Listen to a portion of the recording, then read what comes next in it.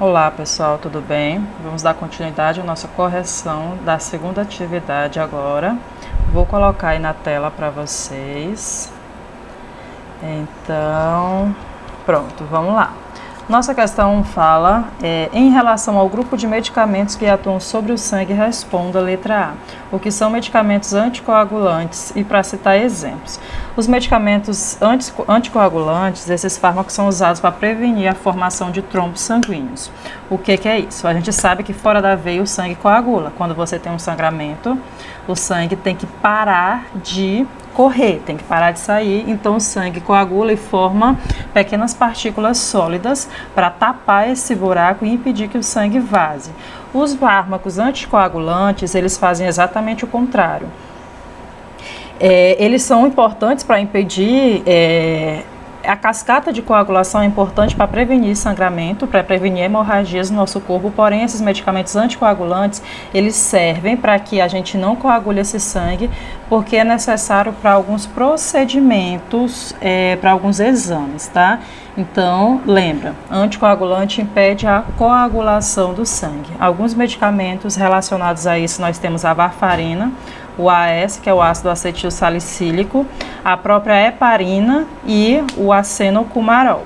Um exemplo clássico disso, por exemplo, a heparina. Pacientes que têm catéter venoso central, que são aqueles pacientes que fazem uso de medicação intra-hospitalar, ou, por exemplo, pacientes com câncer que vão para casa, mas que precisam de um acesso venoso para fazer a quimioterapia, eles vão com acesso aqui na subclávia, né, próximo ao coração, para receber a medicação. Logo após essa medicação ser inserida no catéter do paciente, eles heparinizam, colocam o anticoagulante heparina para que o sangue não coagule e entupa o catéter, porque caso o catéter fique entupido, vai ter que retirar e fazer a troca. E esses catéteres, eles são de longa duração, não é para estar fazendo a troca rotineiramente. São utilizados justamente para que o paciente não passe por vários procedimentos, já que ele vai fazer longas sessões de quimioterapia. A letra B fala o que são medicamentos hemostáticos e coagulantes. Cite exemplos. Aqui a gente tem um erro. Medicamentos hemostáticos são as mesmas coisas dos medicamentos anticoagulantes, tá?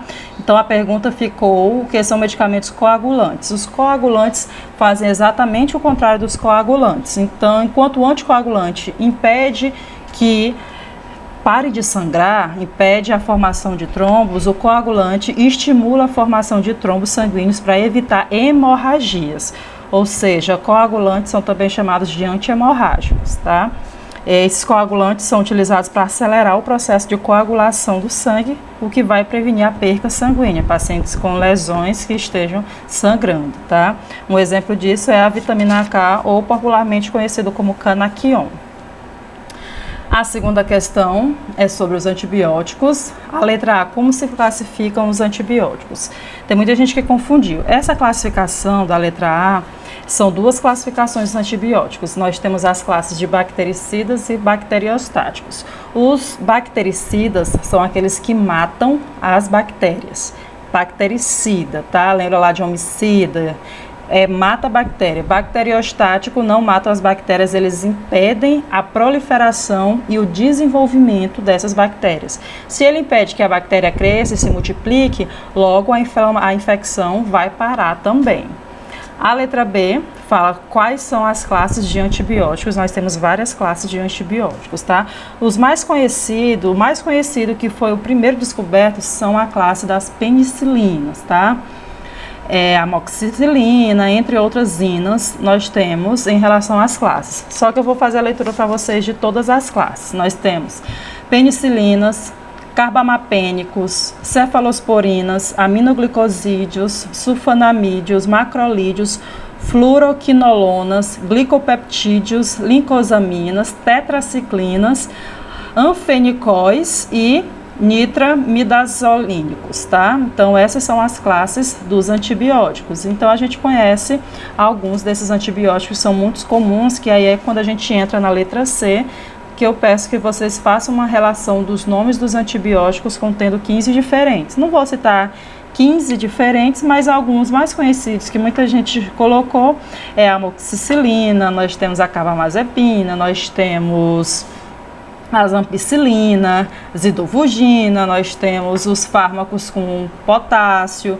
Então, a classe de antibióticos é muito extensa, tá? Tem de A a Z para todas as necessidades. Nós temos a utilização de antibióticos, tá? Então, cada um escolheu 15 para fazer a colocação na atividade. Terceira questão, realize uma pesquisa enfatizando o conceito, para que serve e os nomes dos medicamentos das seguintes classes, tá? Primeiro, antivirais. Nós temos vários medicamentos antivirais. O próprio AZT, primeiramente, antiviral combate o quê? A proliferação e o desenvolvimento de vírus, que aí é o conceito. Serve para combater o vírus. E alguns nomes de antivirais, nós temos o próprio AZT, que é o que é chamado coquetel, utilizado para, no caso do tratamento do HIV. Nós temos o aciclovir, nós temos o Enzopen, por exemplo, são todos utilizados como antivirais. Antivirais existem muito menos do que antibióticos, tá? Antiviral é só contra vírus, antibiótico é somente contra bactérias. Letra B, antifúngicos, tá? Os medicamentos antifúngicos são utilizados para combater a proliferação de infecções causadas por fungos, tá? E aí nós temos a divisão de tanto antifúngicos sistêmicos, que são aqueles tomados ou colocados na veia, quanto aqueles tópicos, que são as pomadas, tá? Exemplo de sistêmicos, nós temos o fluconazol, o itraconazol, cetoconazol, muito utilizados para combater principalmente candidíase feminina e masculina. E os tópicos, nós temos nistatina, miconazol, terbinafina, entre outros. Antifúngicos, nós temos uma variedade muito grande no mercado. Letra C, nós temos os antiparasitários.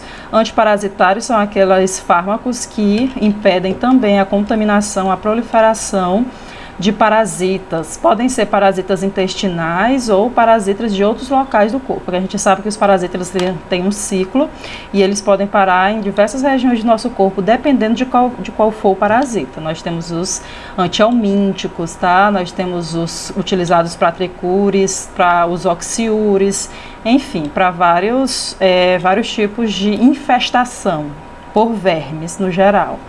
E aí, antiparasitários, nós temos albendazol, cetoconazol, tiabendazol e muitos óis da vida aí relacionados aos antiparasitários. Piperazina, muito utilizado também, principalmente por criança. Letra D, hipoglicemiantes. Hipoglicemiantes são aqueles medicamentos que diminuem a taxa de açúcar no sangue, tá? O primeiro hipoglicemiante mais conhecido, é claro que vai ser a insulina. Quando a pessoa nasce sem a produção de insulina, ela nasce com a condição genética chamada de diabetes mellitus tipo 1. Quando a pessoa adquire o diabetes ao longo da vida, que é quando o pâncreas está produzindo em baixa quantidade, a gente chama de diabetes mellitus tipo 2, tá? Então, o hipoglicemiante, o primeiro é a própria insulina. Caso você não esteja produzindo, você vai receber ela de forma prescrita, trabalhada em laboratório, provinda de animais, e outros hipoglicemiantes orais, em formas de comprimido, que ajudam no tratamento, principalmente do diabetes tipo 2, onde o tipo 2 ele tem que controlar o diabetes com atividade física, alimentação. Aí nós temos as biguanidas, a glibenclamida, muito utilizada, e a clorpropamida, tá? Letra E, medicamentos antialérgicos servem para combater alergias no gerais. Quadro alérgico no geral. E essa alergia pode ser desenvolvida de qualquer coisa, produtos de limpeza, alimento, entre outras coisas, tá? A alergia ela é uma coisa muito particular. Cada pessoa desenvolve seu tipo alérgico. A alergia ela vai ser dividida em reação alérgica imediata e tardia, e também dividida em leve, moderada e grave. A alergia imediata é aquela que você desenvolve o quadro alérgico logo após entrar em contato com o seu alérgeno, com a substância com a qual você tem alergia. Então, imediatamente você tem as sensações. A alergia tardia, ela é desenvolvida horas após, até 24, 72 horas após você ter entrado em contato com a substância que você tem alergia. Aí nós temos as manifestações no corpo. A alergia leve é aquela que causa uma coceira leve, fica uma vermelhidão, mas não causa maiores problemas. Quando a pessoa entra no quadro moderado, ela já desenvolve uma coceira, um prurido, eritema no corpo, coceira na garganta e inchaço, tá? E a alergia grave, os sintomas incluem desde os sintomas mais simples, como eu já falei, até choque anafilático. E o fechamento de glote, que é quando a pessoa fecha a glote, a laringe, e aí impede a respiração, e se não tiver o socorro imediato, a pessoa vai rapidamente a óbito, tá?